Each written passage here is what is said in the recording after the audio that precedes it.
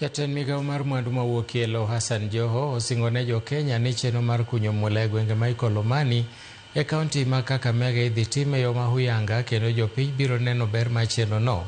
Joho olero ni sirikal dhi tiyo kod okenge duto e neno ni jokuny mula oyudo ber kendo ngimagi olokore kaluwore kod mwandu mawuok e bwo lowo, ka bende ogolo siem ne joma rwako siasa kod akwede chenro ma kamano.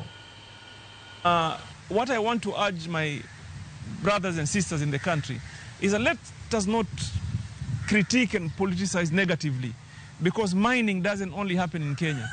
Minerals are not only found in Kenya. Minerals are found all over the world. If we make it hard for investment, somebody else will grab it quickly. And that is why it explains Tanzania sahi wako asilimia 11, Rashid, of their contribution to their GDP from mining. We are around 1%. 1%.